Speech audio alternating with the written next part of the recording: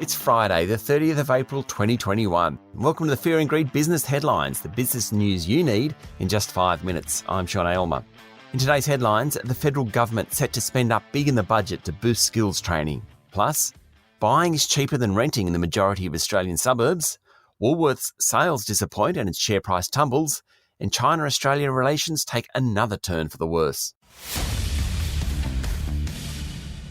Our lead story today, Federal Treasurer Josh Frydenberg has warned of a skills shortage as the economy recovers from the COVID-19-induced recession. He said next month's budget will include money to address potential shortages, including in cyber-technical skills. Mr. Frydenberg said the economy would be different to pre-COVID times, with more people living in the regions, more online shopping, and more work from home. The government is also set to announce big spending items in aged care, women, mental health, and defence in next month's budget. The government is targeting an unemployment rate with a 4 at the front. At the moment, it's 5.6%. Canberra-based Outlook Economics said it would take up to 200,000 extra jobs to meet that objective, according to a report in the Financial Review. Only at that point would wages start accelerating, which would feed through to inflation and ultimately force the Reserve Bank to lift interest rates.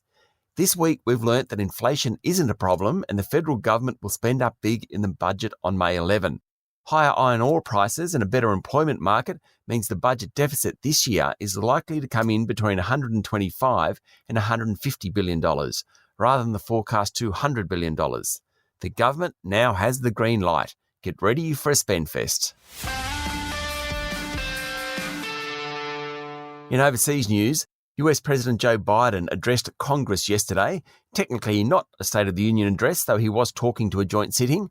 On his 100th day in the office, he said the US was in competition with China to win the 21st century, calling Chinese President Xi Jinping deadly earnest. He also said he wanted to increase the tax rate on the wealthiest Americans to help pay for a $1.8 trillion childcare and education package.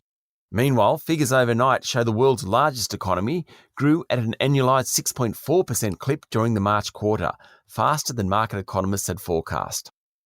Apple, the world's largest company, posted record revenue for the March quarter as sales of premium iPhones surged. Profit for the quarter was $24 billion.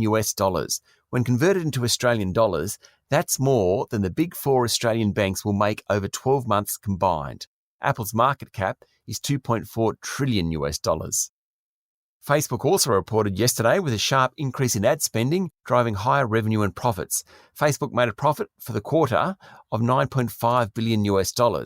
That's about the combined annual profit of ANZ and National Australia Bank. And the number of COVID-19 cases globally is likely to reach 150 million today. The US, which is recording about 15% fewer cases each week, accounts for 32 million.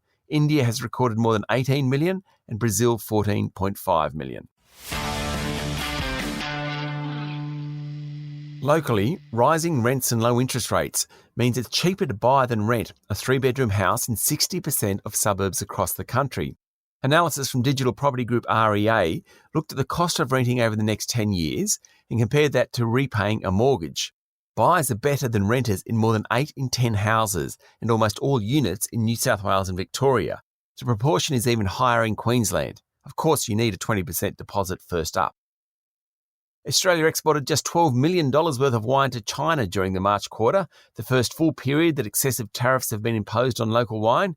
12 months ago, that figure was $325 million. But growers have found new markets, with total wine exports down just 4% to $2.8 billion for the 12 months to March. Woolworths' March quarter sales dipped compared to a year earlier, similar to arch rival Coles, and expects a similar story during the current quarter. Sales comparisons are suffering against the surge in the first half of 2020, when the coronavirus was at its peak and shoppers were stockpiling groceries. Online sales are up, with almost 8% of turnover now digital. Customer behaviour has started to normalise, with customers shopping less frequently. Another day, another spat with China.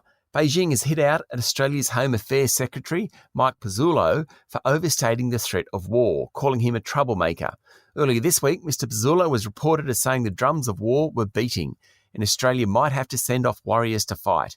China's Foreign Ministry spokesperson responded, saying the comments were extremely irresponsible and will find no audience. And an ongoing battle at the moment is between the big banks and buy now, pay later groups, including Afterpay and Zipco. Commonwealth Bank boss Matt Comyn 2 weeks ago said Afterpay's customers were higher risk than the banks. But Afterpay co-chief Anthony Eisen hit back yesterday saying his customers had lower levels of debt and better credit scores. Maybe that's because they're a lot younger, and that doesn't mean they're less risky. That's the Fear and Greed business headlines for today. Make sure you hit follow so you get it every morning. And if you'd like more detail and more stories, search for our longer daily podcast called Fear and Greed. We also release a daily interview. Today we're talking to Mike Smith, China correspondent from the Australian Financial Review, about the night he received a knock on the door from the Chinese secret police. I'll be back with the afternoon market report later in the day. I'm Sean Aylmer. Have a great day.